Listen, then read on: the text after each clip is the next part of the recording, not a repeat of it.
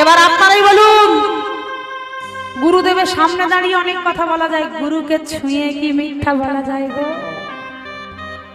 ওই ছেলেটা ছোট্ট হলে কি হবে, তার এই জ্ঞানটা আছে যে গুরুকে ছুঁয়ে মিথ্যা বলা যায় না। প্রেমানন্দ চিন্তা করলো, গুরুর সামনে দাঁড়িয়ে মিথ্যা বলেছি, তার জন্য জানি না আমার কত পাপ হবে। তারপর আবার যদি আমি গুরুকে ছুঁয়ে বলি, তাহলে তো আমার নরকে উঠাই হবে না। এর থেকে ভালো ভুল করেছি, ভুলটা স্বীকার করে নেওয়াই ভালো। কারণ আমরা কি করি, মোহের বশে কোনো মিথ্যা কথা বলি, আর সেই মিথ্যাটা ভাবতে গিয়ে আরো হাজারটা মিথ্যা বলি, তাতে তো অপরাধটা আরো দ্বিগুণ হয়ে যায়। ছেলেটা চিন্তা করলো, ভুল যখন করে ফেলেছি, আমার মনে হয় স্বীকার করে নিলে গুরুদেব আমাকে ক্ষমা করে দেবে। কারণ গুরু হয় প্রেমের দয়াল, গুরু কখনো আমার উপর অভিমান করে থাকতে পারবে না। তাই ভুল যখন করেছি, ভুলটা স্বীকার করে নি। এই বলে প্রেমানন্দ ছুটতে গিয়ে গুরুদেবের চরণটা জড়িয়ে ধরলো। গুরুদেব, ও গুরুদেব,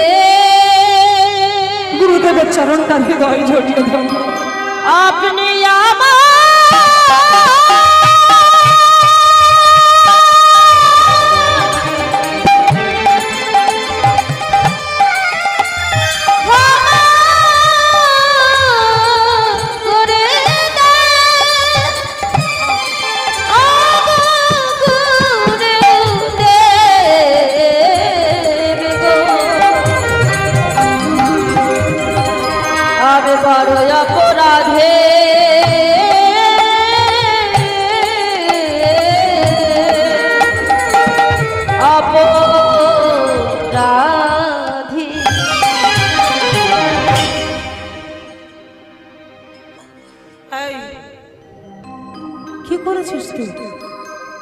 কি করেছিস, যার জন্য তুই আমার পা জড়িয়ে ধরে ক্ষমা চাইছিস? গুরুদেব নিজে প্রেমানন্দকে উঠে চরণতল থেকে উঠালেন, উঠিয়ে জিজ্ঞাসা করছে, প্রেমানন্দ, এই মুখ তুলে তাকা।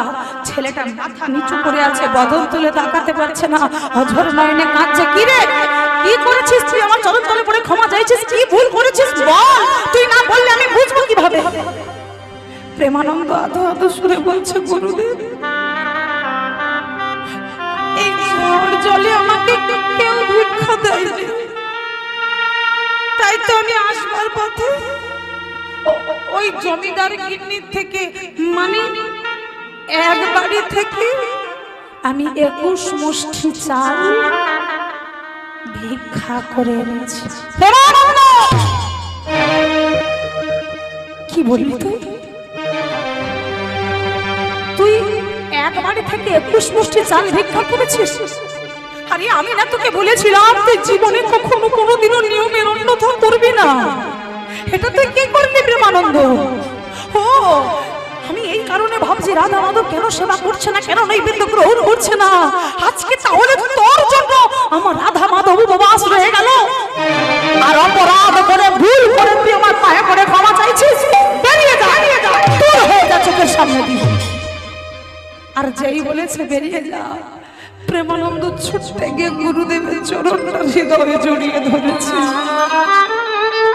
গুরুদেব, আমি ভুল করেছি, আপনি আমাকে ক্ষমা করে দেন। আর এই ভুল কখনো হবে না গুরুদেব, আপনি আমাকে ক্ষমা করে দেন। গুরুদেব রাগে ঘরে ঘরে হয় ঠক ঠক করে কাঁপতে কাঁপতে বলেন, ওরে গুরুদ্রোহী, ওরে দুরাচার, ওরে পাপিষ্ঠ, ওরে নরাধম, নরের অধম, গুরুর চরণে অপরাধ করে, পাপ করে আমার তুই ক্ষমা চাইছিস?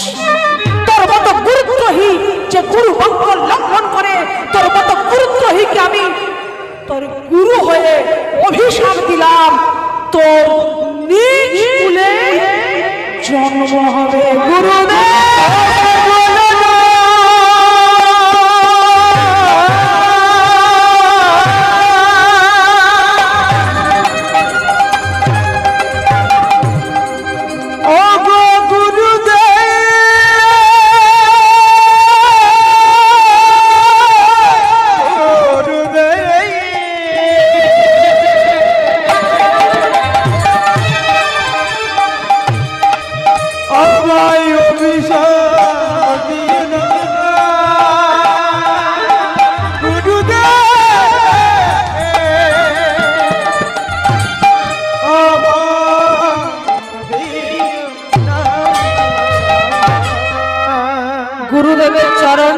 দেওয়াই মাঝে জড়িয়ে ধরলো।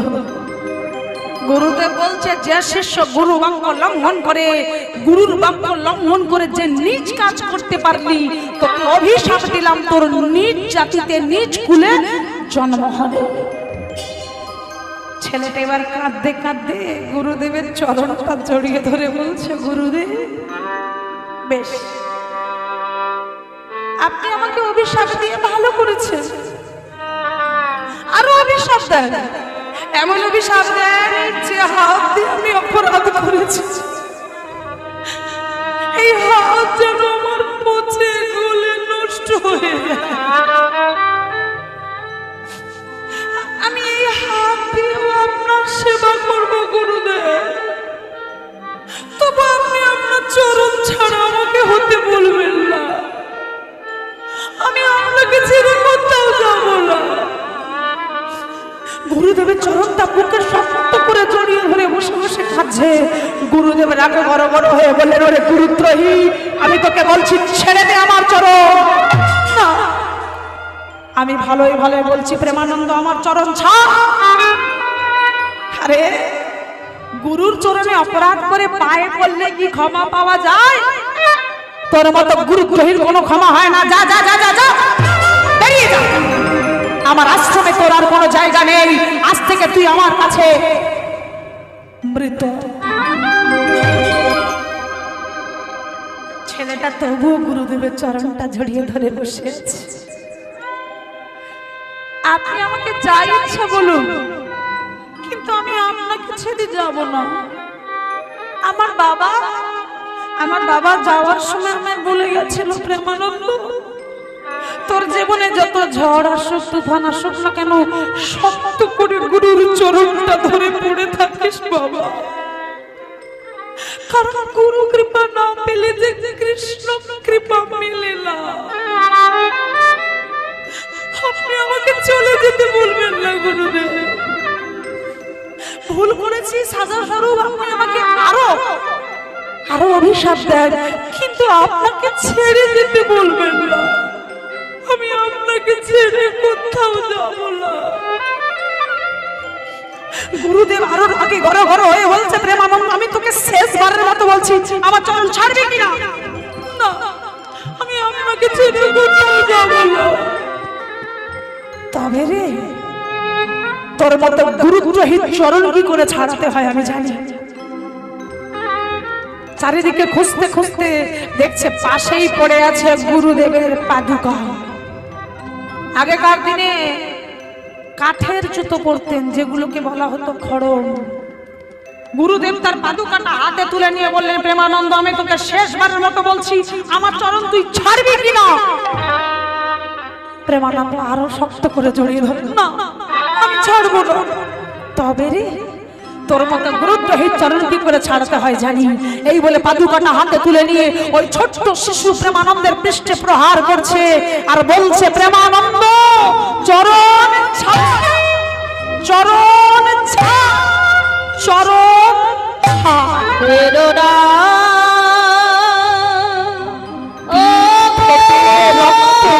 চলে যাচ্ছে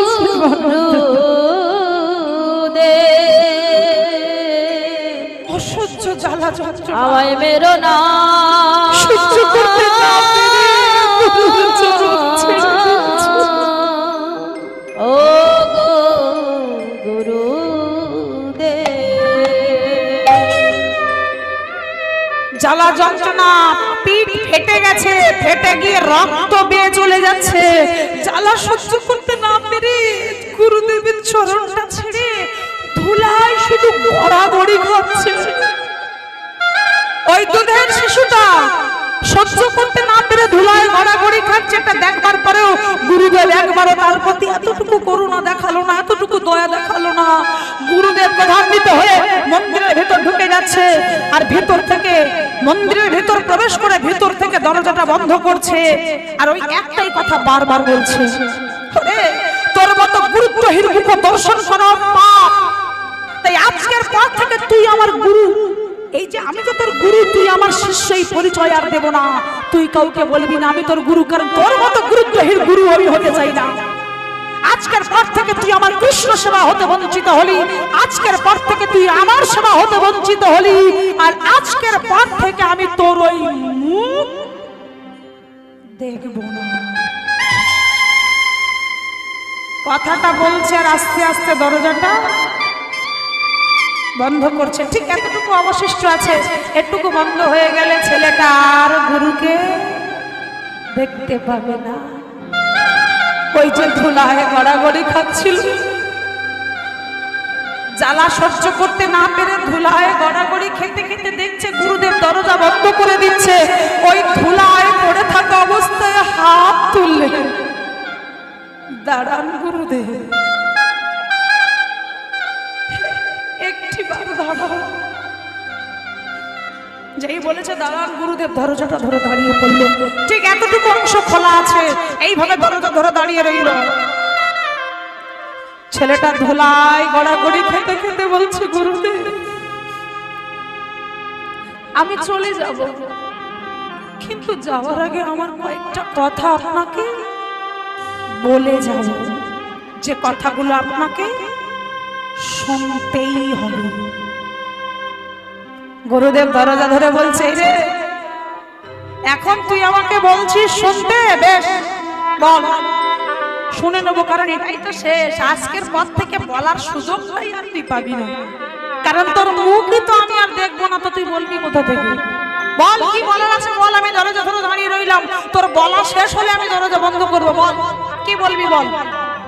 ছেলেটা দরজার সম্মুখে, এই যে গুরুদেব দরজা ধরে দাঁড়িয়ে আছে, দরজার ওপারে দরজার সামনে ওই যে জ্বালা যন্ত্রণা নিয়ে ছেলেটা টলতে টলতে উঠে দাঁড়ালো। উঠে দাঁড়িয়ে গুরুদেবের সামনে হাত জোড়ো করে দাঁড়ালো, গুরুদেব আমি চলে যাব, আমি আর আপনাকে বিরক্ত করব না। হ্যাঁ আমি মানছি, আমি ভুল করেছি, আমি অপরাধ করেছি, কিন্তু আপনি আমাকে একবারও জিজ্ঞাসা করলেন না যে প্রেমানন্দ তুই তো কোনোদিনও ভুল করিসনি, আজকে ভুলটা করলি কেন? একবারও জানতে চাননি। এবার আমি আপনাকে বলছি, আপনি শুনুন। এই ঝড় জলে কেউ আমাকে ভিক্ষা দেয়নি, তাই শূন্য ঝোলা নিয়ে আসবার পথে জমিদার গিন্নি যখন আমাকে তন্ডুলগুলো দিতে চাইলো, আমি বাধা দিইনি। কেন জানেন?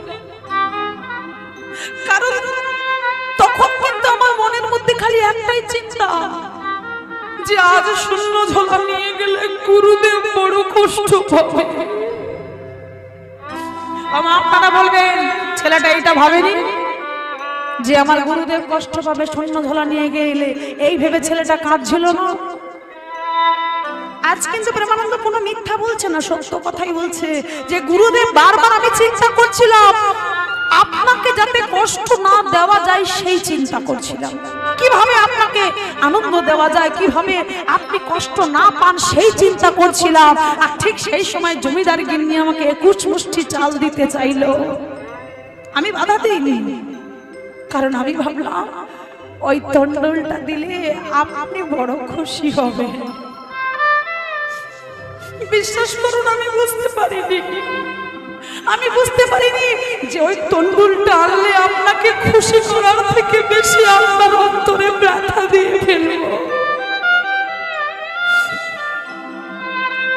আমি বুঝতে পারিনি, তাই তো আমি জমিদার গিন্নি থেকে 21 মুষ্টি চাল ভিক্ষা নিয়ে নিলাম। বেশ ভুল করেছি, তার সাজা স্বরূপ আপনি আমাকে নিজ কুলে যাওয়ার অভিশাপ দিলেন, আপনার পাদুকা যে আমার দিয়ে আমার পিঠের চিহ্ন হয়ে দিলেন, সেটাও মেনে নিলাম, কিন্তু মানতে পারলাম না কোনটা জানেন? আপনি আমাকে অভিশাপ দিলেন, আঘাত করলেন, সব সহ্য করতে পারলাম, কিন্তু মানতে পারলাম না এই যে আপনি বারবার বলছেন যে আপনি আমার এই মুখ আর দেখতে চান। এটাই আমি মানতে পারছি না।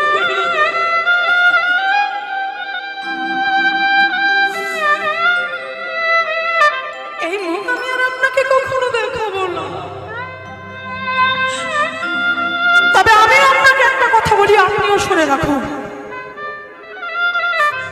আমার অন্তরে যদি বিন্দু মাত্র গুরু ভক্তি থেকে থাকে, তাহলে আমার এই বলে যাওয়া কথাগুলো একদিন না একদিন ফলবেই ফলবে। কি কথা? এই যে একটু আগে আপনি আমাকে বললেন যে আমার নিজ কুলে জন্ম হবে, বেশ, আজ আমি এখানে দাঁড়িয়ে মন্দিরে দাঁড়িয়ে বলে যাচ্ছি গুরুদেব, পৃথিবীর যেই প্রান্তে যেই কুলে যেই মায়ের কুলে আমার জন্ম হোক না কেন, আমি আজ বলে যাচ্ছি সেই কুলে গিয়েও যতক্ষণ আমি আপনার চরণে স্পর্শ পাবো ততক্ষণ আমি পৃথিবীর আলো দেখব না। আর দ্বিতীয় কথা হলো, যতক্ষণ না আমি চোখ মেলে আপনার বদন দেখব ততক্ষণ আমি মাতৃস্তন দুগ্ধ পান করব না। এটা আপনার শিষ্য প্রেমানন্দের প্রতিজ্ঞা। সেদিনও আপনি আমাকে চিনতে পারবেন। কি করে? আমার মানুষ মরে গিয়ে নতুন করে জন্ম নিলে কি আর চেনা যায়? যায় না। কিন্তু প্রেমানন্দ বলছে চিনতে পারবেন কিভাবে? এই যে আপনার পাদুকা দিয়ে আমার পৃষ্ঠে প্রহার করে আপনি চিহ্ন এঁকে দিলেন। নতুন করে জন্ম নিলে নতুন রূপ, নতুন দেহ, নতুন রং, নতুন ঢং, নতুন নাম, নতুন মা, সব কিছু নতুন। কিন্তু আমার এই চিহ্নটা আমি পৃষ্ঠে নিয়ে আবার নতুন করে জন্ম নেব। আর আমার এই পিঠে আপনার দেওয়া পাদুকার চিহ্নটা দেখলেই আপনি চিনতে পারবেন যে আপনার প্রেমানন্দ আবার ফিরে এসেছে আপনার কাছে। চলে যা গুরুদেব,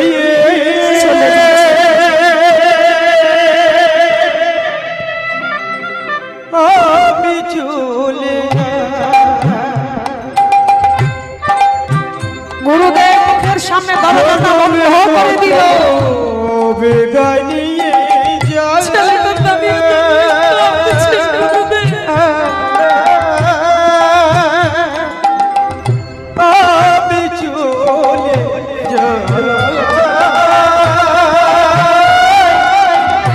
আমি চলে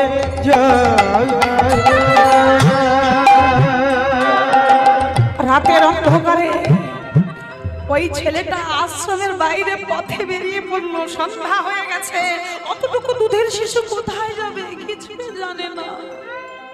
একটাই কথা খালি মাথায় ঘুরছে, আমার বাবা আমাকে বলেছিল প্রেমানন্দ গুরু কৃপা না পেলে কৃষ্ণ কৃপা মেলে না।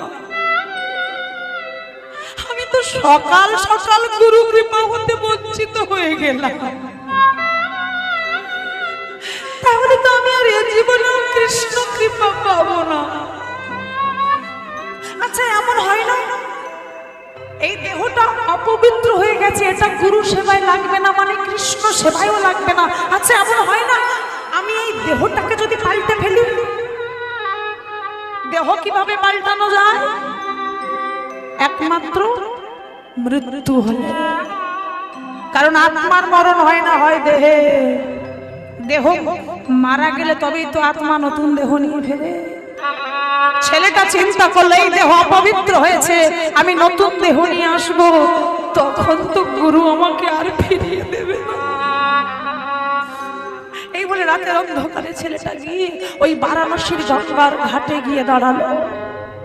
আর গঙ্গার ঘাটে দাঁড়িয়ে একটা কাঁটা দিয়ে নিজের বুকের উপর নাম লিখলেন, জয় গুরু রামানন্দ। আমার নিজের বুকের উপর নিচে হাতে লিখলেন জয় গুরু রামানন্দ। আর এই নামটা লিখেই ছেলেটা ওই বারাণসীর গঙ্গার ঘাট থেকে গঙ্গার জলে ঝাঁপ দিল। আর যেই না গঙ্গার জলে ঝাঁপ দিল, গঙ্গার উত্তাল তরঙ্গে ওই ছোট্ট দুধের শিশুটা হাবুডুবু খেতে লাগলো। উত্তাল ঢেউ একবার ওঠে একবার ডুবে। আর হাবুডুবু খেতে খেতে কোথায় যেন হারিয়ে গেল। চিরজন্মের মতো ইহ জগৎ ছেড়ে চলে গেল। আর দেখবেন যারা জলে ডুবে মারা যায় তাদের দেহটা উপুর হয়ে ভেসে ওঠে। তাই ছোট্ট প্রেমানন্দ আমার কয়েক ঘন্টা পর ওই গঙ্গার জলের উপর ছোট্ট শিশুর দেহটা ভেসে উঠল। ভাসতে ভাসতে ভাসতে গিয়ে বারাণসীর ঘাটের কাছে গিয়ে কাদার মধ্যে গুজে দেহটা আটকে গেল। দেখতে দেখতে নিশি প্রভাত হতে লাগলো, সকাল হতে লাগলো। এদিকে গুরুদেব রামানন্দ ব্রহ্মচারী চিন্তা করছে, সকাল থেকে আমি রাধা মাধবের সেবা দিতে পারিনি কাল সারাদিন, আজ আমি আর কাউকে দায়িত্ব দেব না, নিজে স্নান করে ভিক্ষা করে এনে সেবা দেব। তাই আর দেরি না করে তিনি প্রাতকালে চললেন গঙ্গায় স্নান করবার জন্য।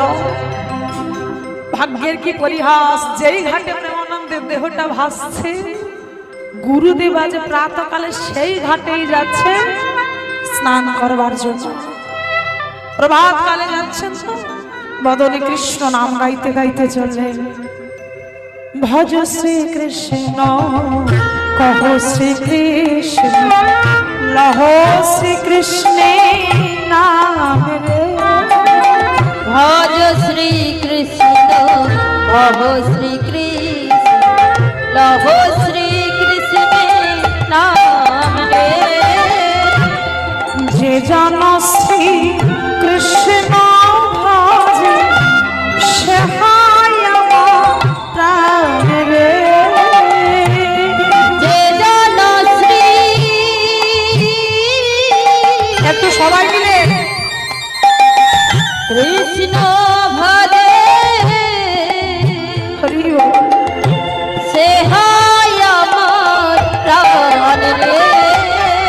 ভজ শ্রী কৃষ্ণ কহ শ্রী কৃষ্ণ লহ শ্রী কৃষ্ণে নাম রে। ভজ শ্রী কৃষ্ণ লহ শ্রী কৃষ্ণ কহ শ্রী কৃষ্ণ নাম রে। প্রভাতে শ্রী কৃষ্ণের নাম পূর্ণ হয় মনস্কার। প্রভাতে শ্রী কৃষ্ণের নাম পূর্ণ হয় মনস্কার। জাগিয়া লহ কৃষ্ণের নাম রে। ভজ শ্রী কৃষ্ণ লহ শ্রী কৃষ্ণ লহ শ্রী কৃষ্ণে নাম রে। ভজ শ্রী কৃষ্ণ কহ শ্রী কৃষ্ণ কহ শ্রী কৃষ্ণ নাম রে। কৃষ্ণ নাম গাইতে গাইতে একটা একটা করে বারাণসীর গঙ্গার জলে নামছে, মানে ঘাট থেকে একটা একটা করে জলের দিকে নামছে আর জলটাতে ঢেউ দিচ্ছে। ওই বদলে কৃষ্ণ নাম গাইছে গুনগুন করে আর ঢেউ দিচ্ছে। এবার জলে ডুব দেবে, আমার ঢেউ দেওয়ার আগে মানে ডুব দেওয়ার আগে ঢেউ দিয়ে নেয় না, তা ঢেউ দিচ্ছে এবার ডুব দেবে। কিন্তু ঢেউ দিতে গিয়ে যখনই হাতটা ঠিক এইভাবে খেলিয়ে দিল, লাগবে তো লাগুক সেই মৃতদেহের অঙ্গে গিয়ে হাতটা লাগলো। চমকে উঠলো কি, আমার জলের মধ্যে দেহটা তো উপর হয়ে আছে। দেখে গুরুদেব বুঝতে পারলো, আহারে এ তো একটা দুধের শিশু, আহারে কোন মায়ের বুকের ধন, হয়তো জলে পড়ে মারা গেছে। ভেবেছে ছোট্ট বাচ্চা তো জলে ডুবে মারা গেছে, এটা মায়ের ভুলে, মা হয়তো লক্ষ্য করেনি ছেলেটা জলে পড়ে মারা গেছে গো। আহারে আজ সকাল সকালই কোন অমঙ্গলের চিহ্ন। কোলে তুলে নিয়ে ঠিক উপর হয়ে থাকা দেহটাকে ঠিক এমনি ভাবে কোলে তুলে নিয়ে গুরুদেব একটা একটা করে গঙ্গার ঘাটে গিয়ে বসেছে। ওই কথা মনে মনে বলছে, আহারে কোন মায়ের বুক খালি হলো সেই মা বোধহয় এখনো জানে না রে। যে আজ তার বুকের ধন বুক খালি করে চলে গেছে, এ কোন অমঙ্গলের চিহ্ন সকাল সকাল দেখতে হলো। ওই দেখি তো ছেলেটা ওমা কোলে তুলে নিয়ে উপর হয়ে থাকা দেহটাকে সোজা করলো। আর যেই সোজা করলো দেখছে সারা গায়ে মুখে কাদা মাটি লাগা। কাদা মাটি লাগা তো কি হয়েছে, গুরুদেবের চিনতে বাকি রইল না যে তার বলে আর কারো বুকের ধন নয়, এটা তারই শিষ্য প্রেমানন্দ। এটা দেখে গুরুদেব চমকে উঠল। চমকে উঠে প্রেমানন্দের বদনের দিকে তাকিয়ে গুরুদেব স্তম্ভিত হয়ে গেল। গুরুদেব এক দৃষ্টে প্রেমানন্দের দিকে তাকিয়ে তাকিয়ে বলছে, প্রেমানন্দ তোর এত অভিমান, এত অভিমান যে আমি তোকে কালকে আশ্রম থেকে বেরিয়ে যেতে বলেছি, তোকে পাদুকা দিয়ে প্রহার করেছি বলে, তোকে চলে যেতে বলেছি বলে তুই সত্যি সত্যি আমায় ছেড়ে চলে গেলি বাবা। কিন্তু বিশ্বাস কর আমি তোকে মন থেকে বলিনি বাবা। তুই না আমাকে বলতিস আমি তোর বাবা, আমি তোর মা, আমি তোর গুরু, তাহলে যদি বাবা বলে মানতিস, বাবা হয়ে না হয় আমি তোকে একটু শাসন করেছিলাম, এর জন্য তুই সত্যি সত্যি আমায় ছেড়ে চলে গেলি। বাবা বাবা বাবা, এটা ঠিক আমি তোকে পাদুকা দিয়ে প্রহার করেছি, এটাও ঠিক আমি তোকে নিজ কুলে যাওয়ার অভিশাপ দিয়েছি,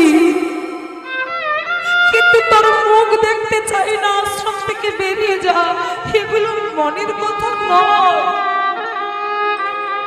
এগুলো তো আমি রাগের বসে বলেছি। তাই বলে তুই সত্যি সত্যি আমায় ছেড়ে চলে গেলি, কেন বললি বাবা? তুই আমার কথাটা মেনে কি আমায় ছেড়ে সত্যি সত্যি চলে গেলি? আমি বুঝতে পারিনি বাবা। গুরুদেব কাঁদছে, এক হাতে গঙ্গার জল তুলে নিয়ে ছেলেটাকে কোলে ধরে রেখেছে। তো এই যে মুখে কাদা মাটি লেগে আছে, কাদা মাটিগুলো ধুইয়ে দিচ্ছে, জল তুলছে, কাদা মাটিগুলো ধুইয়ে দিচ্ছে, আর কাঁদতে কাঁদতে বলছে, কেন করবি তুই এমনটা? আমি এমনটা চাইনি বাবা। আরে কাঁদতে কাঁদতে ওই জলটা দিয়ে মুখের কাদাগুলো ধুইতে ধুইতে ধুইতে হাতটা যেই বুকের কাছে এলো, গঙ্গার জল তুলে নিয়ে বুকের কাদাটা যখন মুছিয়ে দিল, দেখছে ছেলেটার বুকের উপরে বড় বড় অক্ষরে লেখা, জয় গুরু রামানন্দ। এটা দেখে গুরুদেব আর নিজেকে ধরে রাখতে পারল না, প্রেমানন্দকে বুকে জড়িয়ে ধরে চিৎকার করে উঠল, প্রেমানন্দ।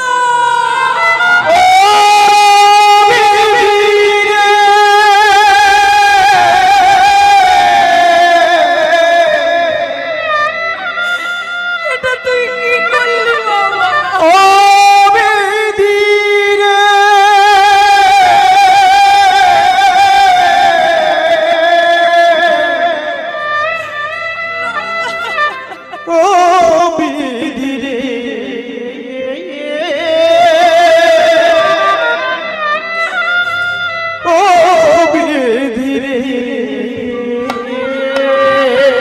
আমি তোর গুরু হয়ে কালকে তোকে আমি অভিশাপ দিলাম, তোর নিজ খুঁজে জন্ম হবে।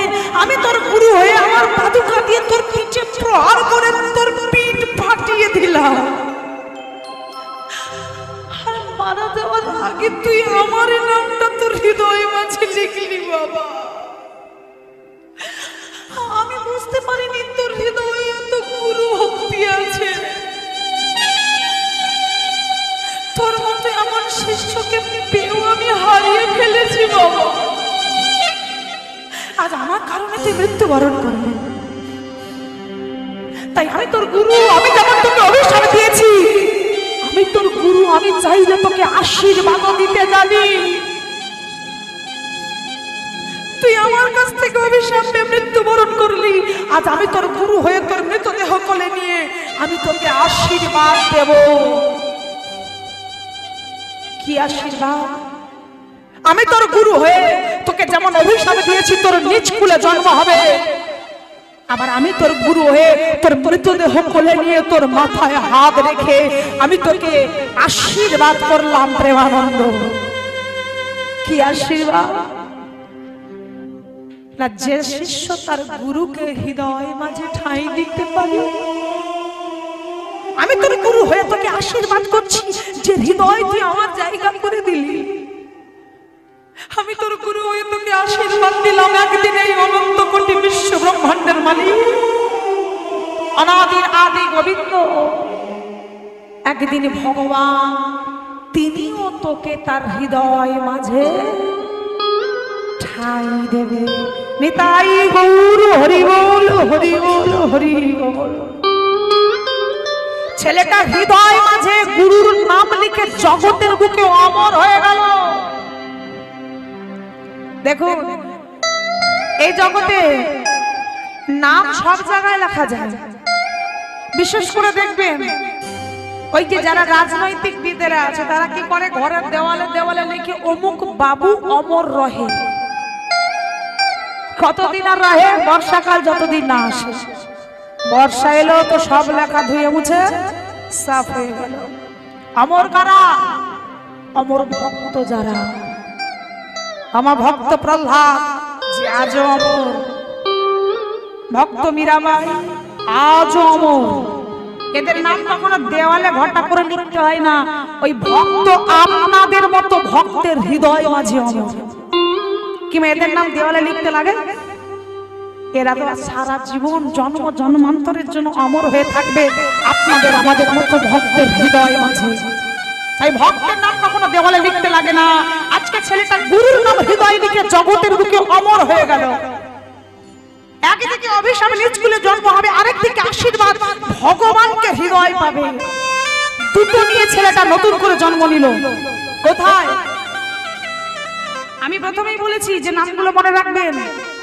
কোথায় গো? প্রথমে কোথায় ছিল? বারাণসীর কোন গ্রামে ছিল যেন? গ্রামটার নাম কি মনে নেই? শ্রীচক গ্রাম বলেছিল। এইবার জন্ম নিলেন মুচিপাড়ায়, অর্থাৎ মেধা গ্রামে। এবার জন্ম নিল মেধা গ্রামে। আগের জন্মে বাবার নাম কৃষ্ণদাস, মায়ের নাম সুদেবী। এবার জন্ম নিল যার ঘরে বাবার নাম মাধব দাস, মায়ের নাম সুশীলা। জনমিলা প্রেমানন্দ। একদিন দরিদ্র ভিখারি মুচির ঘরে, দরিদ্রের ঘরে জনমিলা প্রেমানন্দ, দরিদ্রের ঘরে সাধু সঙ্গ করবার লাগি আইলা তোরা তো। সাধু সঙ্গ করিবার লাগি আইলা তোরা করে। দেখুন, দরিদ্র পরিবারে একটা ফুটফুটে পুত্র সন্তান হয়েছে, আনন্দের সীমা নাই। দল বেঁধে সবাই দেখতে এসেছে, হ্যারে সুশীলা তোর ঘরে নাকি একটা ফুটফুটে চাঁদ হয়েছে, কই দেখি দেখি।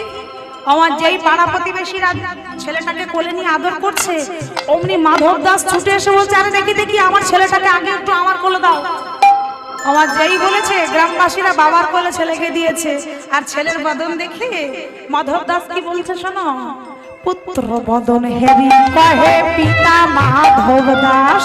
পুত্র বদন হেরি কহে পিতা মাধব দাস। শোনো, আজ হতে পুত্রের নাম দিলাম রুহি দাস। আজ হতে পুত্রের নাম দিলাম রুহি দাস। আজ হতে পুত্রের নাম দিলাম রুহি দাস। আজ হতে পুত্রের নাম দিলাম রুহি দাস। আনন্দ ধরে না, আনন্দ ধরে না, পুত্র হেরি পিতা মাতার আনন্দ ধরে না। পুত্র হেরি পিতা মাতার আনন্দ ধরে না। আর আনন্দ তো হওয়ারই কথা, ছেলে হয়েছে বলে কথা। কি মা, ছেলে হলে একটু আনন্দ হয় তো নাকি? আপনাদের দিকে হয়? মেয়ে হলে হয়? হ্যাঁ হয়। আসলে যদি দুটোর জায়গায় চারটে হয়ে যায় তখন একটু কষ্ট হয়, তাই তো? তা দেখুন, ছেলে হয়েছে মনে বড় আনন্দ, সবাই আনন্দিত হচ্ছে ছেলেটাকে দেখে। কিন্তু ওই যে মনে আছে প্রেমানন্দ আসবার সময় কি বলেছিল? কি বলেছিল একটু আগে আমি বলেছি মা, কি বলেছিল? আসবার সময় কি বলেছে মনে আছে কারণ? এই যে বলেনি যে গুরুদেব আমি যেখানেই যাই না কেন আপনার চরণে স্পর্শ না পেলে পৃথিবীর আলো দেখব। এই ছেলেটা জন্ম নিল বটে, 3 দিন হয়ে গেল, চোখের পাতা দুটো বন্ধ করে রেখেছে, অন্ধ নয় বন্ধ করে রেখেছে, খুলছে না। 3 দিন হয়ে গেল, বলেছিল না আপনার বদন না দেখলে মাতৃস্তন দুগ্ধ পান করবো না। 3 দিন হয়ে গেল ছেলেটা কিছু খাচ্ছেই না। তা দেখুন যদি কিছু না খায় ক্ষুধা তো লাগবে, তাই ছেলেটা এত কান্না করছে, কান্না থামানোই যাচ্ছে না। পাড়া প্রতিবেশী সবাই বলছে আরে এই ছেলে কিছু খাচ্ছে না, শুধু কাঁদছে, কি মনে হয় জানিস? এই সুশীলা, মনে হয় ওই ছেলে তোর কাছে থাকবে বলে আসেনি রে, ও তোকে মায়ার বাঁধনে বেঁধে রেখে তোকে কাঁদিয়ে চলে যাবে বলে এসেছে। কি মা, কোনো বাবা মা যদি এই কথা শুনে মা তাদের কষ্ট হবে না? সন্ধ্যাবেলা সুশীলা গিয়ে ঠাকুর ঘরে আছাড় খেয়ে পড়ল,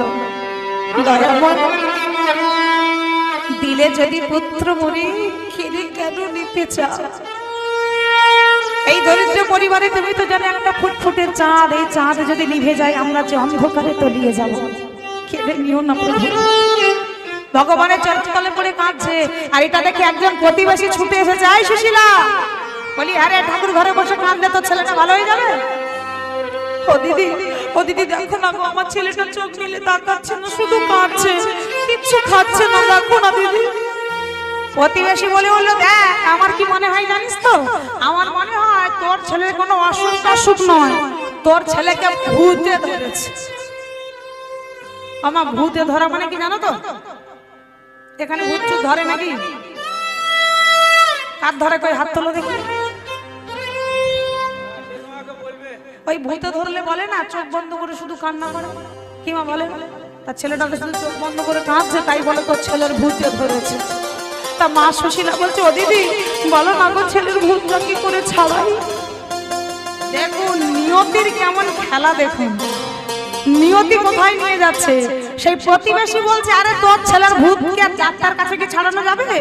আছে একজন যার কাছে নিয়ে গেলে যে তোর ছেলের কানে মন্ত্র দিলেই ভূত তোর ছেলেকে ছেড়ে চলে যাবে। কে কে সেই ব্যক্তি? আছে এক নিষ্ঠাবান ভক্ত। দেখ এটা তো মেধা গ্রাম, এর পাশের গ্রাম হলো সূচক, আর এই মেধা সূচকের মাঝখানে আছে একটা আশ্রম। সেই আশ্রমের যিনি গুরুদেব, তার কাছে নিয়ে গেলে তোর ছেলের মন্ত্র দিলে ভূত চলে যাবে। কোন গুরুদেব? সেই গুরুদেবের নাম হলো রামানন্দ ব্রহ্মচারী। দেখুন নিয়তির কেমন খেলা, ঘুরে ফিরে সেই গুরুর কাছেই যাচ্ছে, যে ওই গুরু তোর ছেলে কানে মন্ত্র দিলে তোর ছেলের ভূত ছেড়ে চলে যাবে। আর কথাটা শুনে মা বলছে ও দিদি তুমি আমাকে একটু নিয়ে যাবে? আরে তুই এই পথ দিয়ে চলে যা না, গেলেই আশ্রম দেখতে পাবি, সেই আশ্রমে নিয়ে গেলে এই গুরুর সন্ধান পাবি। আর এটা শুনেই মা একেবারে সদ্যজাত সন্তানকে বুকে নিয়ে ছুটতে ছুটতে গিয়ে রামানন্দ ব্রহ্মচারীর চরণে আছাড় খেয়ে বললো বাবাজি, বাবাজি এই দেখুন না বাবাজি, 3 দিন হয়ে গেল আমার ছেলে কিছু খাচ্ছে না, চোখ মেলে তাকাচ্ছে না, শুধু কান্না করছে, দেখুন না বাবাজি কি হয়েছে। গুরুদেব বলে আরে আরে আরে আরে ওমা তুমি যা বলছো, তোমার ছেলে তো কোনো বড় সড়ো অসুখ হয়েছে, ওকে বৈদ্য কবিরাজ দেখাও, মানে ডাক্তার দেখাও, তোমার ছেলে ভালো হয়ে যাবে। দেখুন যেই বলেছে ছেলে ভালো হবে বৈদ্য কবিরাজ দেখালে, মা ছেলেটা নিয়ে বলছে বাবাজি না না আমার ছেলের তো কোনো অসুখ হয়নি, ওর তো ভূতে ধরেছে। কি ভূতে ধরেছে? তা ভূতে যদি ধরেছে এখানে এনেছো কেন মা? কেন বাবাজি আপনি কানে মন্ত্র দিলে ওই ভূত আমার ছেলেকে ছেড়ে চলে যাবে, একটু মন্ত্র দিয়ে দিন না বাবাজি। মন্ত্র দিয়ে দেবো? তা আমি মন্ত্র দিলে ভূত ছেড়ে যাবে? হ্যাঁ বাবাজি আপনি শুধু মন্ত্রটা দিয়ে দেখুন, ওই ভূত আমার ছেলেকে ছেড়ে চলে যাবে। দিন দিন দিন। তা গুরুদেব ভাবছে যদি মন্ত্র দিলে কারোর ভালো হয়, তা নয় দিয়েই দিই। এখন মা ছেলেকে ধরে রেখেছে, আর গুরুদেব কানের কাছে বদল নিয়ে কি মন্ত্র বলছে, হরে মোরারে মধু কৈট ভারে গোপাল গোবিন্দ মুকুন্দ সরে, হরে মুরারি মধু কৈট ভারে গোপাল গোবিন্দ মুকুন্দ সরে, নামে বুক ভরে সবাই ভরে যায় অভাব মেটা বুক ভরে যায় অভাব মিটায় সবাই বুক ভরে যায় অভাব মেটা স্বভাব জাগায় মহাসুখে আরে মরারি মধু কলধারে ও মাধু ও বন্ধ সারে আমার 3 দিন পর যেই না মন্ত্র দিল মা 3 দিন পর ছেলের কান্না বন্ধ হয়ে গেল। বাবাজি এই দেখুন আমার ছেলের ভূত আমার ছেলেকে ছেড়ে চলে গেছে।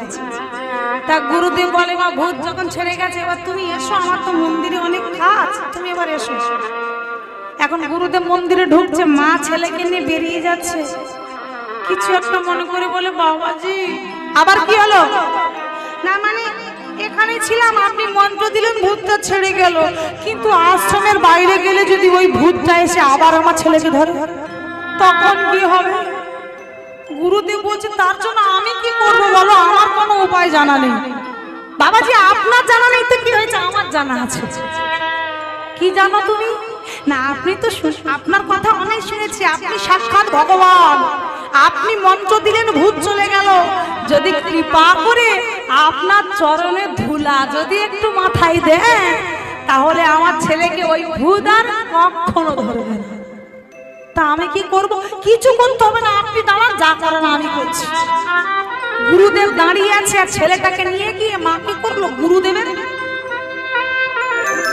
ঠিক চরণের সামনে, চরণের উপরে নয়, এই চরণের সামনে ছেলেটাকে শুইয়ে দিল।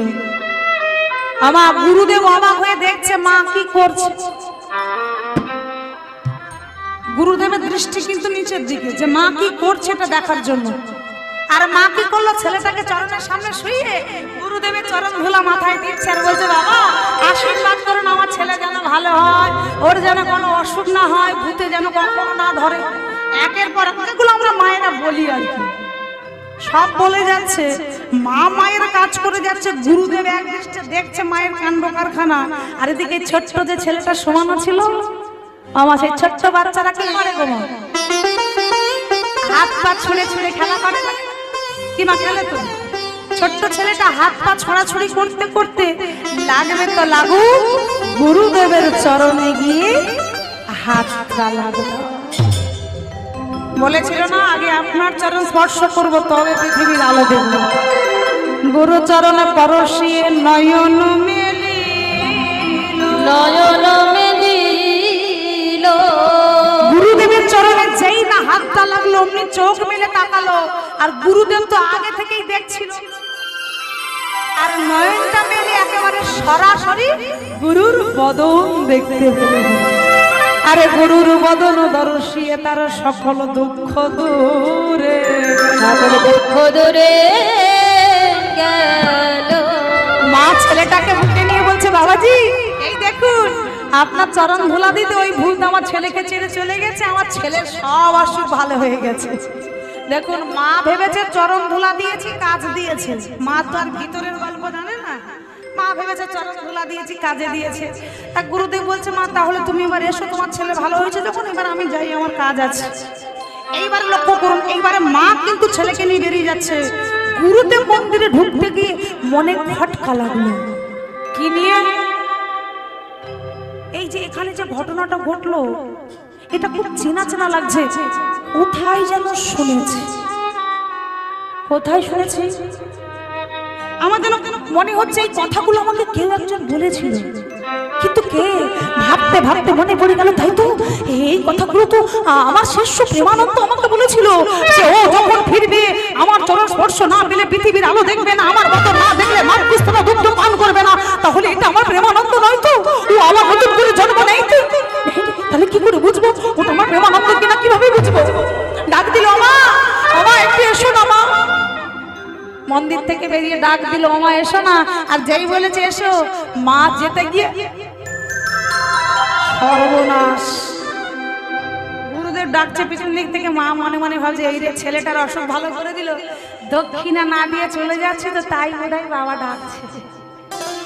ও মা আগে থেকে ঘুরতে ঘুরতে বলছে বাবাজি আমার কাছে কিন্তু কোনো পড়ি নেই, আমি কিন্তু কোনো দক্ষিণা দিতে পারবো না। গুরুদেব বলছে না না মা, আমি কোনো দক্ষিণা নয়, একটু আমার কাছে এসো না মা। একটা একটা করে এগিয়ে এসেছে। কেন বাবাজি কিছু বলবেন?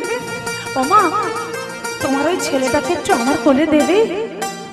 বাবাজি আমরা নিজ জাতি, আপনি আমার ছেলেকে স্পর্শ করবেন? ও মা, আমি কোনো জাত পাতের বিচার করি না, বেশি নয়, কিছুক্ষণের জন্য তোমার ছেলেটাকে আমার কোলে দাও না। আমার যেই বলেছে মা মনে মনে ভাবছে যার চরণ ধুলা দিতে ছেলের রোগ ভালো হয়ে যায়, সে যদি কোলে নেয় আমার ছেলের আর জীবনে অসুখ হবে না। তাই মা ছুটে গিয়ে ছেলেটাকে গুরুদেবের কোলে তুলে দিল। আমার গুরুদেব ছেলেটাকে কোলে তুলে নিয়ে কি দেখছে? কি দেখলে চেনা যাবে? হ্যাঁ জোরে বলো। বলেছিল হ্যাঁ যে গুরুদেব সেদিনও আপনি আমাকে চিনতে পারবেন। কিভাবে না? আপনার দেওয়া চিহ্নটা নিয়েই আমি জন্ম নেব। তাই তো ছেলেটা কোলে নিয়ে গুরুদেব এদিক ওদিক উল্টে পাল্টে দেখছে, বলে দেখি তো চিহ্ন আছে কিনা, দেখি তো চিহ্ন আছে কিনা, দেখি তো চিহ্ন আছে কিনা, দেখি তো চিহ্ন আছে কিনা, যা দেখিলে যাবে চেনা, দেখি তো চিহ্ন আছে কিনা, যা দেখিলে যাবে চেনা, দেখি তো চিহ্ন আছে কিনা। আমায় এই বলে পিঠের দিকের উড়ুরিটা যেই না টেনেছে, দেখছে পিঠে সেই পাদুকার চিহ্ন। আর এটা দেখে গুরুদেব বুঝতে পারলো তার শিষ্য প্রেমানন্দ বুকে জড়িয়ে ধরে বলে উঠলো প্রেমানন্দ।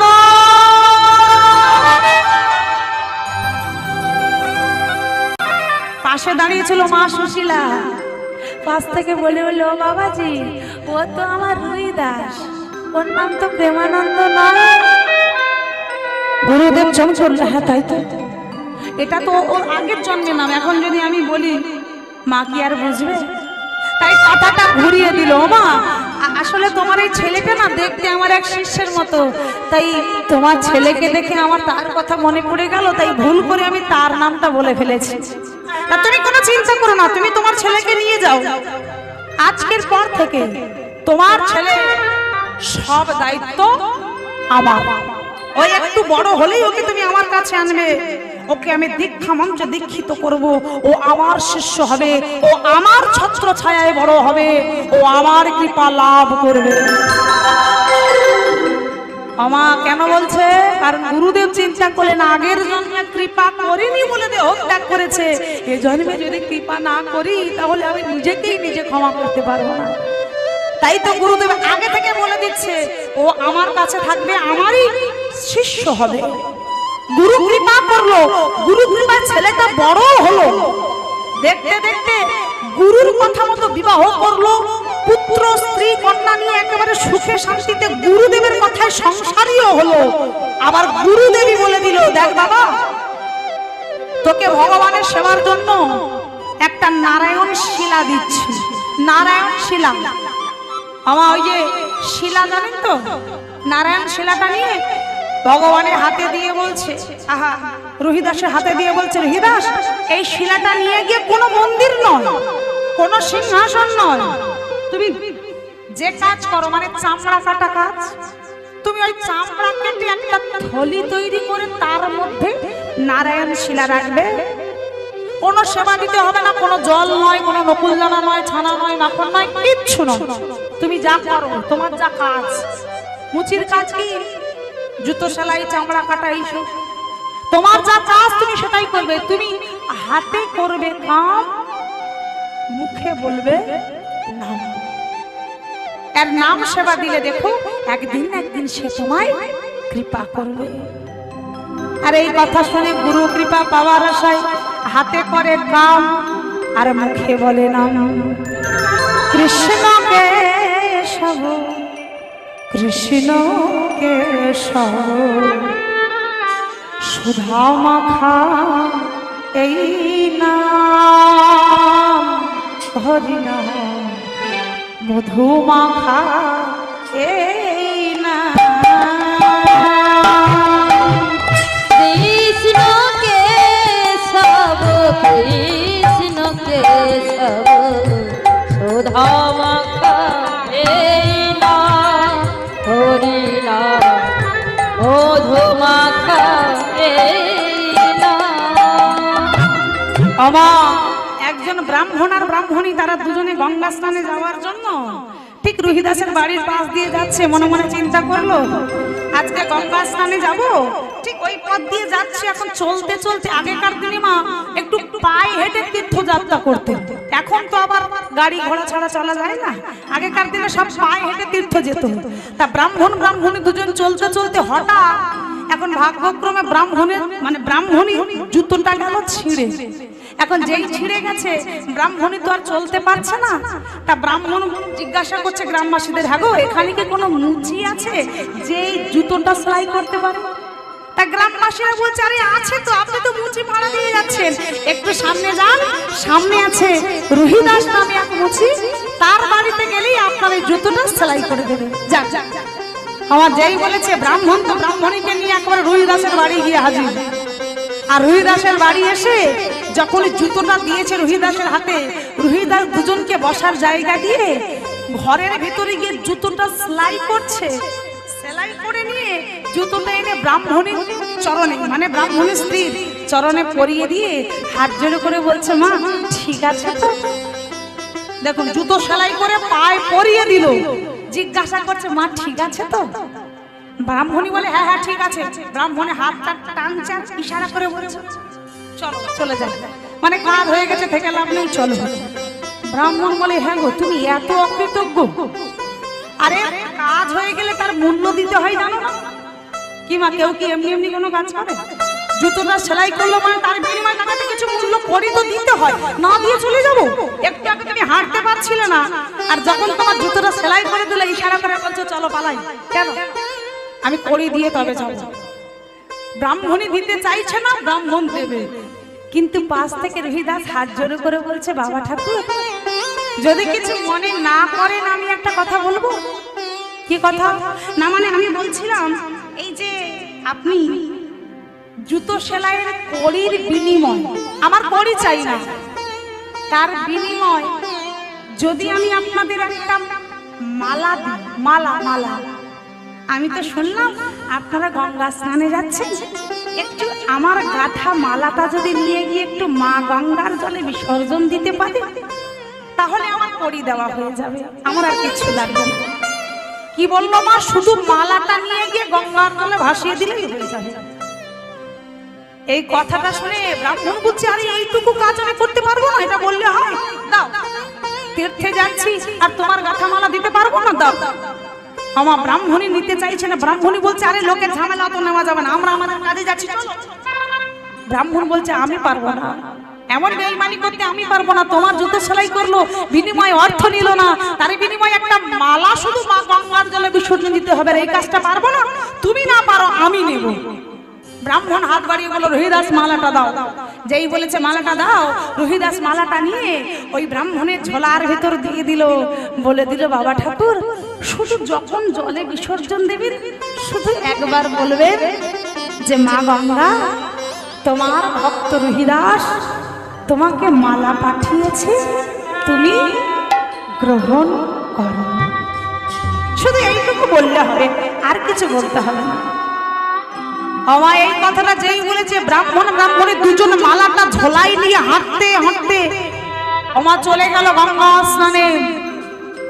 কিন্তু গঙ্গা স্নানে গিয়ে স্নান হয়ে গেল, স্নান সেরে ব্রাহ্মণী ঘরে ফিরে আসছে, অথচ ঝোলার ভিতরে সেই মালার কথা ভুলে গেল। অনেকটাই পথ এসে গেছে, কিন্তু তারপরে হঠাৎ ব্রাহ্মণী বলল, তাই তো সেই রুহিদাস আমাকে মালা দিয়েছিল, মালাটা তো জলে বিসর্জন দেওয়া হলো না। ব্রাহ্মণী বলে, যা হয় ভালোর জন্য হয়, ভুলে যখন গেছো আর দরকার নেই, মালাটাই পাশের পুকুরে ফেলে দিয়ে চলে যায়। ব্রাহ্মণ বলল, আমি এমন কাজ করতে পারবো না, আমি কথা দিয়েছি যখন কথা রাখবো, তুমি এখানে দাও আমি আসছি। এই বলে ব্রাহ্মণ ওই মালাটা নিয়ে ছুটতে ওই গঙ্গার জলে গিয়ে নামলো। গঙ্গার জলে গিয়ে মালাটা হাতে নিয়ে দুটো হাতে মালাটা তুলে চিৎকার করে বলল, হে মা গঙ্গা, হে সুরধনী পতিতে পাবনী মকর বাহিনী গঙ্গা, তোমার ভক্ত রুহিদাস তোমাকে মালা পাঠিয়েছে, তুমি গ্রহণ আমার করো বলে মালা তো ছুঁড়ে দিল। মালাটা ছুঁড়ে দিতে ঠিক ওই আকাশ পথে গিয়ে দাঁড়িয়ে রইল। মালার নিচে পড়ল। মালাটা একেবারে শুকনো হয়ে গেছে। মা রুই দাসের গাঁথা মালা অনেক দিন হয়েছে তো, 3-4 দিন হয়ে গেছে, মালা তো শুকনো হবেই। মালাটা শূন্য মার্গে খালি ঘুরছে, নিচে জলে পড়ছে না। যত ভক্ত স্নান করছিল সবাই অবাক হয়ে দেখছে, আরে ওই মালাটা জলে পড়ছে না কেন? ব্রাহ্মণ অবাক হয়ে তাকিয়েছে, মালাটা কেন জলে পড়ছে না, কি হলো, কেন এমন হচ্ছে? চারিদিক দিয়ে যত ভক্ত ছিল সবাই এক দৃষ্টে মালার দিকে তাকিয়ে আছে। আর ঠিক সেই সময় সকল ভক্তের চোখের সামনে দিয়ে জলের ভিতর থেকে মকর বাহিনী প্রতিটি পা বনে সুরভনী গঙ্গা নিচে উঠে ওই মালাটা নিজের গলায় পড়ে আবার জলের ভিতরে ঢুকে। আর এটা দেখে ভক্তরা ঠক ঠক করে কাঁদছে। এমন দৃশ্য তো আমরা কখনো দেখিনি। কে কে ওই ভক্ত? আর ওই গাঁথা মালা, যে মালা মা নিজে হাতে গ্রহণ করলো, কে? কার মালা? কে ওই ভক্ত? সবাই ব্রাহ্মণের দিকে ছুটে যাচ্ছি। ও বাবা ঠাকুর, এটা কি আপনার মালা? আপনি এই মালাটা দিলেন? ব্রাহ্মণ বলে, না না বাবা, এটা আমার মালা নয়, এটা এক ভক্তের মালা, যার নাম হলো রুহিদাস। একজন মুচির ছেলের গাঁথা মালা মা নিজ হাতে কণ্ঠে পরে নিল। এটা দেখে সকল ভক্ত দুটো নয়ন জলে মুখ ভাসিয়ে বলছে, ধন্য ধন্য বাবা ঠাকুর, আপনি সেই ভক্তের দর্শন পেয়েছেন, আমরা সেই ভক্তের দর্শন পেলাম না। আমার সব ঠিক আছে, কিন্তু এই যে ভক্তরা কথা বলতে বলতে বারবার বলছে একটা মুচির ছেলে হই এমন ভক্ত ভাবা যায়, এটাই ভগবানের হৃদয় লাগলো। ভগবান চিন্তা করলো, ভক্ত আমার ভালোবাসে, আমার নাম করে বৈষ্ণব বটে, কিন্তু কথায় কথায় সবাই অবজ্ঞা করে বলে নিচু জাত, ছোট জাত, মুচির ছেলে। এটাই ভগবানের আঘাত লাগলো। ভগবান চিন্তা করছে কি করে এই ছেলেটাকে জাতে তোলা যায়, মানে নিজ জাতি বলে তো অবজ্ঞা করছে, একে যদি জাতে তুলে নেওয়া যায় তাহলে আর কেউ বলবে না। ঠিক এই চিন্তা করছে ভগবান। আর ঠিক সেই সময় আবার ধর্মপুত্র যুধিষ্ঠির এসে বলে উঠলো, সখা, তুমি বললে রাজসহ যজ্ঞ করলে, হাজার হাজার বৈষ্ণব সেবা দিলে নাকি সকল পাপ দূরীভূত হয়।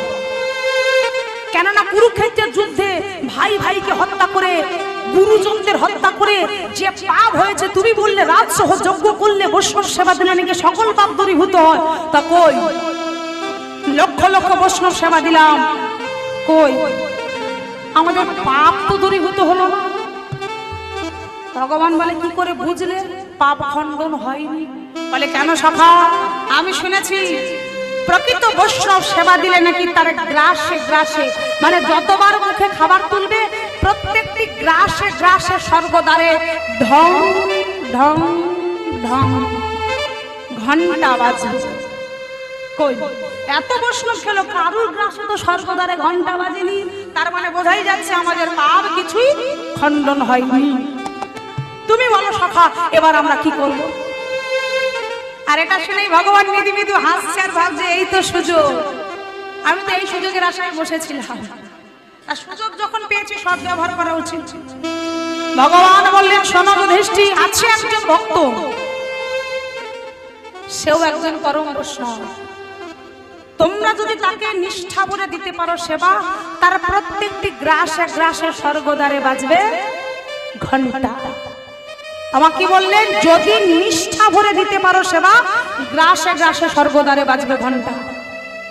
যুধিষ্ঠির বলছে, বলো সখা, কে সেই ভক্ত, আমি এখন তাকে এনে আমার বাড়িতে সেবা দেব। ভগবান বলল, বেশ, তুমি বাড়িতে যাও, দ্রৌপদীকে গিয়ে বলো নিজের হাতে রান্না করতে, কোন দাস দাসীকে দিয়ে না, নিজে ভক্তি ভরে নিষ্ঠা ভরে যেন রন্ধন করে। আর তৃতীয় পাণ্ডব অর্জুনকে বললেন, অর্জুন তুমি যাও ওই মুচি পাড়া থেকে রুহিদাসকে নিমন্ত্রণ করে তোমার সঙ্গে নিয়ে আসো। আমার অর্জুনকে কেন পাঠাচ্ছে? কেন পাঠাচ্ছে জানো? কারণ অর্জুনের একটু অহংকার আছে। না সে তো থাকবারই কথা, যার রথের সারথি আমার ভগবান, তার তো একটু দূর অহংকার থাকবে, তাই না?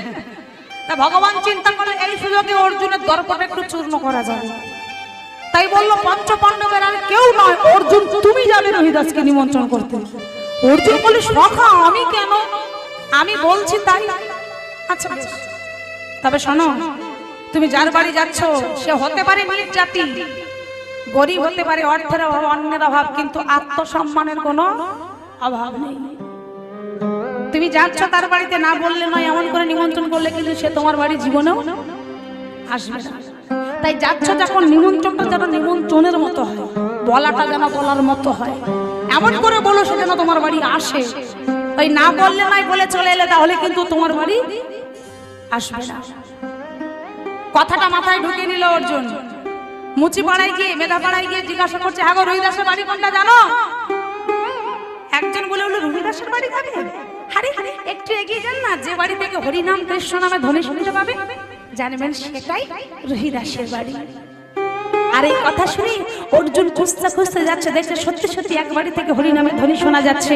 সেই বাড়িতে যেই না গিয়ে ঢুকতে যাবে, আমার সদর দরজা খুলে যেই না ঢুকতে যাবে, দেখে একেবারে দরজার সামনে চামড়া কেটে ঝোলানো আছে। ইস, ছি ছি ছি ছি ছি ছি। নাকটা চেপে বলছেন কি গন্ধ বাবা, এখানে কোনো মানুষ আছে? ছি ছি ছি। পাশ কাটি কাটি অর্জুন ভিতরে গেছে, গিয়ে দেখছে ওই যে ভিতরে বারান্দায় বসে বসে নারায়ণ শিলার সামনে জুতো সেলাই করছে আর বদনে কৃষ্ণ নাম করছে। আর যেই না আঙিনায় মানে উঠোনে অর্জুনকে দেখতে পেল, তাড়াতাড়ি করে রেখে ওমা জুতো সেলাই বন্ধ করে গলে পিতো বসন দিয়ে ছুটে এসেছে। আরে আরে, তৃতীয় পাণ্ডব অর্জুন, আমার কি সৌভাগ্য! আসুন আসুন, বসুন বসুন। যেই বলেছে বসুন, অর্জুন বলে শোনো, তোমার বাড়ি বসতে আসেনি, আমি তোমাকে নিমন্ত্রণ করতে এসেছি। কিসের নিমন্ত্রণ? না, আমরা তোমার সেবার আয়োজন করেছি, তাই ভগবান কৃষ্ণ আমাকে পাঠিয়েছে তোমাকে নিমন্ত্রণ করে নিয়ে যাওয়ার জন্য, চলো। কথাটা শুনে আমার রহিদাস মনে মনে বড় আনন্দিত হয়ে মনে মনে বলছে, প্রভু এতদিনে তোমার আমার কথা মনে পড়লো। এই কথার মাঝখানে বললো না ভগবান কৃষ্ণ পাঠিয়েছে তাই তোমাকে নিতে এসেছি, চলো। এটা শুনে মনে মনে বড় আনন্দিত হলো, মনে মনে ভাবছে কৃষ্ণের তাহলে আমার কথা মনে পড়েছে। কিন্তু তৃতীয় পাণ্ডব, তুমি এসেছো আমার বাড়িতে এই দুপুর বেলা, আগে বসো, দুটো সেবা করো, তারপর তো তোমার বাড়ি যাবো। কি মা, আপনি যদি কাউকে নিমন্ত্রণ করতে গিয়ে ধরুন আপনার বাড়ি কেউ এলো, এসে যদি সে বলে তোমার বাড়ি বসবো না, খাবো না, নিমন্ত্রণ দিয়ে চলে যাবো, বলুন আপনি তার বাড়ি যাবেন? রহিদাস বলছে তুমি আমার বাড়ি এসেছো, আগে বসো, দুটো শাক অন্ন খাও গরিবের বাড়ি, তবে তো তোমার বাড়ি যাবো। তুমি যদি আমার বাড়ি না বসো, দুটো জল গ্রহণ না করো, দুটো শাক অন্ন না খাও, আমি কিন্তু তোমার বাড়ি যাবো না। কি আমি তোমার বাড়িতে শাক অন্ন খাবো? কিচ্ছু করার নেই, তুমি খেলে যাবো, না হলে আমি যাবো না। কিন্তু কৃষ্ণ বলেছে বলার মতো বলো, না হলে আসবে না। তা কি আর করা যাবে, বাধ্য। ঠিক আছে, সেবা করবো, তুমি সেবার আয়োজন করো। তা বেশ, এই নয় আমার এই নাও বলে রহিদাস একটা তেলের বাটি, সরিষার তেল নিয়ে, মানে এক বাটি তেল নিয়ে এগিয়ে দিচ্ছে, নাও এই তেলটা মাখো, আর ওইখানে দেখছো একটা কুয়া আছে, যাও ওখান থেকে স্নান সেরে এসো। এইটা দেখে অর্জুন মনে মনে চিন্তা করতে, সর্বনাশী, আমি কোথায় এসে পড়লাম। বলে সরিষার তেল মেখে আমি নাকি ওই কুয়োর জলে স্নান করবে? যে অর্জুন গোলাপ জল আতর মেখে স্নান করে, সে কিনা ওই সরিষার তেল মাখবে? আমার তেলটা পাশে সরিয়ে দিয়ে ওই যে ডোবা, যে ডোবায় স্নান করতে যেতে বললো, ভাবছে জল গিয়ে মাথায় ছিটিয়ে চলে আসবো, স্নান করবো না। কিন্তু এই বলে ছুটে গিয়ে যেই না ডোবার দিকে উঁকিটা দিচ্ছে, কোথায় জল? জল আছে, তবে দেখা যাচ্ছে না, কারণ জলের উপর খালি চামড়া কেটে ভিজানো আছে। সর্বনাশ! কৃষ্ণ তুই আমাকে কোথায় পাঠালে? এখানে কোনো মানুষ স্নান করতে পারে? এই বলে যেই না জলে চামড়াটা ঠেলে সরিয়ে দিল, কি দেখছে না, দেখছে জলের ভিতর খালি পোকা, পোকা কিলবিল কিলবিল করে বাড়ছে। আর এটা দেখে ঘৃণায় মনে মনে চিন্তা করলো, কৃষ্ণ যখন বলেছে আমাকে এই ভক্ত নিয়ে যেতে হবে, আর আমি যদি স্নান না করে যাই তাহলে আমার বাড়িও যাবে না। তাই বাধ্য হয়ে ওই জল নিয়ে ঢেউ দিচ্ছে মাথায় ছেটাবে, কিন্তু ঢেউ দিতে গিয়ে যখন জলগুলো ঢেউ দিচ্ছে পোকাগুলো সরে গেল, একেবারে জল কাঁচের মতো পরিষ্কার হয়ে গেল। আর যেই কাঁচের মতো পরিষ্কার হলো, পরিষ্কার দেখতে পাচ্ছে জলের ভিতর একজন নারী মাথায় ঘোমটা দিয়ে জলের ভিতর বসে আছে। কে? যে অর্জুন বলেছিল জলে নামবে না, সে এক প্যাক করে জলে নামলো। আর যেই না জলে নামলো, সে নারী আবার দূরে পিছিয়ে গেল। মানে অর্জুন যত এগিয়ে আসছে, নারীটা তত দূরে চলে যাচ্ছে। অর্জুন আর থাকতে না পেরে বলে উঠলো, কে কে তুমি? এই পচা পোকা জলের মধ্যে কি করছো? কে তুমি? কি তোমার পরিচয়? আর যখনই বারবার বলছে কে তুমি, এই যে মাথায় ঘোমটা দিয়ে বসেছিল, বারবার বলছে কে তুমি, কে তুমি, অমনি শুধু একবার উপরের দিকে তাকালো। যেই না উপরের দিকে তাকালো, অর্জুন বদনটা দেখা মাত্র চমকে উঠলো। মা মা বলে ডাকলো। কে গো? জলের নিচে কে ছিল জানো? মকর বাহিনী পতিতে পাবনী সুরধনী গঙ্গা। যেই অর্জুন মা বললো, বলে উঠলো, চুপ!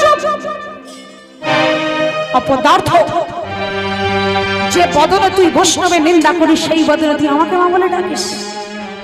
না, তুই আমায় মা বলে ডাকবি না। অর্জুন হাত জোড় করে বলছে, মা তুমি এখানে কেন? মা সুরধনী গঙ্গা বলছে, ওরে একবারে ভেবেছিস এই জগতের জীব আমার বুকে স্নান করে তাদের পাপ ধৌত করে, তাদের পাপ খণ্ডন করে, তাহলে এই জগৎবাসী পাপ নিয়ে আমি আমার পাপটা ধৌত করব কোথায়? একবারও কেউ ভেবেছিস? কেউ ভাবিস? ওরে আমি আমার পাপের ভারে এই রোহিদাসের ঘাটের কাছে বসে থাকি। কখন রোহিদাস স্নান করতে আসবি, আর রোহিদাসের চরণটা যখনই জলে দেবে, ওই বৈষ্ণবের চরণকে হৃদয়ে ধরে আমি আমার সকল পাপ ধুইয়ে দেব। এটাই গৌর কৃষ্ণ প্রেমানন্দে হরি বল, হরি বৈষ্ণবের চরণে যে বা করে অপরাধ, কোটি কোটি জন্ম গেলেও তার হয় না কোনো মা, হয় না কোনো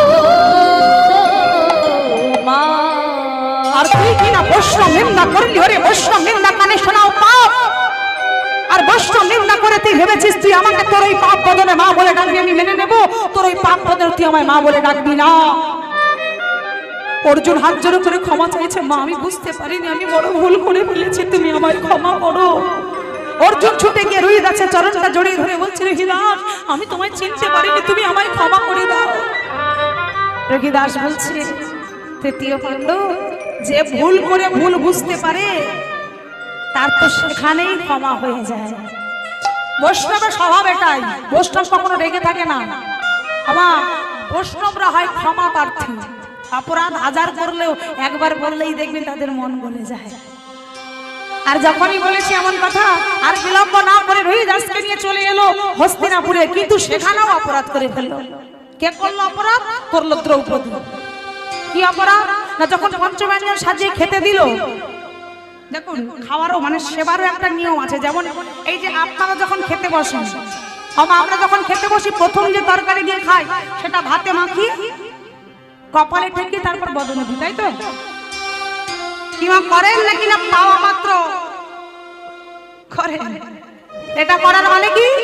এটা করার মানে হলো ভগবানের চরণে ভোগ নিবেদন দিয়ে আমরা সেবা করব, তাই তো? তাহলে বাকি যে পদগুলো এরা কি অপরাধ করেছে যেটা কৃষ্ণ সেবায় লাগবে না? খাওয়ার সময় তো অনেকগুলো তরকারি দিয়ে খাচ্ছি, শুধু প্রথম তরকারিটা দিয়ে ভগবানকে সেবা দিলাম, আর বাকি তরকারিগুলো কি অপরাধ করেছে যেটা গোবিন্দ সেবা পাবে না? তাই দেখবেন যারা প্রকৃত ব্রাহ্মণ বৈষ্ণব হবে তারা এই ভুলটা করে না। তারা যতগুলো ব্যঞ্জন থাকে সব একসঙ্গে ভাতের সঙ্গে মাখি সেই পিণ্ড ভগবানকে অর্পণ করে তারপর গ্রহণ করে। রোহিদাস তো বৈষ্ণব, তাই যত পঞ্চব্যঞ্জন সাজিয়ে দিক দ্রৌপদী সব একসঙ্গে ভাতের সঙ্গে মাখাচ্ছে। আর এই মাখানোটা দেখে দ্রৌপদী মুখ ভেঙচে বলে, ইস কেমন ভাবে খাচ্ছে, এটা নাকি বৈষ্ণব? আরে দুধ, এই যে মুখ ভেঙচে কথাটা বললো, পঞ্চপাণ্ডব কেউ বুঝতে পারলো না, দ্রৌপদী মনে মনে বললো কেউ বুঝতে পারলো না, কিন্তু পঞ্চপাণ্ডব দেখছে রুহিদাস খাবারটা মাখিয়ে যখনই বদনে দিতে গেল, পঞ্চপাণ্ডব কান সোজা করে রেখেছে স্বর্গদ্বারের ঘন্টা শুনবে, কিন্তু বদনে খাবার গেল বটে, স্বর্গদ্বারে ঘন্টা বাজলো না। ছুটে গেল কৃষ্ণ, সখা তুমি যে বললে এই বৈষ্ণবকে সেবা দিলে স্বর্গদ্বারে ঘন্টা বাজে, কই বাজলো না তো। ভগবান কিছু বললো না, খালি মৃদু মৃদু হাসছে, দ্রৌপদীকে দেখিয়ে বলল দ্রৌপদীকে জিজ্ঞাসা করো, মানে ইশারায় বোঝালো। ছুটে গেল পঞ্চপাণ্ডব, দ্রৌপদী তুমি নিষ্ঠা ভরে রন্ধন করেছো তো? হ্যাঁ। মনে কোনো দ্বিধাবোধ কোনো ঘৃণা জন্ম নেয়নি তো? না। ঠিক করে বলো, তুমি নিষ্ঠা ভরে সেবাও দিয়েছো তো? দ্রৌপদী বলছে স্বামী নিষ্ঠা করে রন্ধন করেছি, কিন্তু সেবা দেওয়ার সময় ওই কেমন ভাবে মা খাচ্ছিল তো আর কেমন ভাবে খাচ্ছিল, ওটা দেখে আমার মনে একটু ঘৃণা জন্ম নিয়েছিল। বাহ বাহ, অপরাধ করেছো, যাও আবার রন্ধন করে আনো, এবার যেন মনের মধ্যে ঘৃণা অবজ্ঞা দ্বিধা বোধ কোনোটাই না থাকে, যাও। কারণ বৈষ্ণব সেবা এমনই হয়। কথাটা শুনি দ্রৌপদী হাত জোড়ো করে স্বামীদের কাছে ক্ষমা চেয়ে চলে গেল। আবার নিষ্ঠা করে ভক্তি করে রন্ধন করে, যেই না পঞ্চব্যঞ্জন রন্ধন করে দিলেন আর নৈবেদ্য মাখিয়ে নিয়ে যেই না রোহিদাস বদনে খাবারটা তুললো, কারো কান পেতে শুনতে লাগলো না, বিকট আওয়াজ নিয়ে স্বর্গদ্বারে বেজে উঠলো ঢং ঢং ঢং, হৃদয় হরি হরি হরি হরি। সকল ভক্ত সবাই আনন্দে আত্মহারা হয়ে গেল। পঞ্চপাণ্ডব আনন্দিত হয়ে বলছে সখা স্বর্গদ্বারে ঘন্টা বেজেছে, তাহলে আমাদের সকল পাপ দূরীভূত হয়ে গেছে বৈষ্ণব সেবা দিয়ে। কিন্তু ভগবানের লক্ষ্য কোন দিকে? রুহিদাসের দিকে। মাটিতে বসে হাত বাড়িয়ে বলছে রুহিদাস দেবে না আমায় প্রসাদ? পঞ্চপাণ্ডব অবাক হয়ে গেল। যাকে নির্যাতি বলে আমরা অবজ্ঞা করে ঘৃণা করি, তার এঠো উচ্ছিষ্ট খাওয়ার জন্য ভগবান হাত পেতেছে, আর আমরা তো কোন ছাড়। ধুলায় লুটিয়ে পড়ে রোহিদাসের চরণ ধরে ক্ষমা চাইছে, যদি কোনো ভুল করে থাকি তুমি ক্ষমা করে দাও। আমার কথা বলছে, ঠিক সেই সময় ভগবান উঠে দাঁড়িয়ে দুটো হাত বাড়ালো। কেন? মনে আছে গুরুদেব কি আশীর্বাদ দিয়েছিল? কি আশীর্বাদ? একদিন তিনি ভগবানের হৃদয়ের মাঝে ঠাঁই পাবেন। বলেছিলাম না তিনি ছিলেন একজন মহর্ষি, তার বাক্য ছিল বলবান, যা বলতো অক্ষরে অক্ষরে ফলে যেত। তাই তো আজকে দুটো হাত বাড়ি বলে উঠল রোহিদাস আমার বুকে এসো। আর যেই হাত বাড়িয়ে বললো বুকে এসো, রোহিদাস ছুটে গিয়ে ভগবানকে জড়িয়ে ধরলো। আমার ভগবানের হৃদয় মাঝে ঠাঁই পেল, গুরুর আশীর্বাদ ফুলে গেল। আজ ভগবানের হৃদয়ে ভগবান ভক্তকে হৃদয় মাঝে নিয়ে বলছে বলো রোহিদাস তুমি কি দেখতে চাও, কি চাও তুমি বলো, যা চাইবে তাই দেব। রোহিদাস বলেছিল প্রভু আমি চাই তোমার যুগল চরণ দর্শন করতে, আমি আর কিছু চাই না। আজ এখানেই ভক্ত এবং ভগবানের মিলন হলো। ওগো ভক্ত আরে ভগবানের মিলন হইছে, ভক্ত আরে ভগবানের মিলন হইছে, চাঁদ বদনে সবাই মিলে হরি হরি বল, চাঁদ বদনে সবাই মিলে হরি হরি বল, হরি বল হরি বল।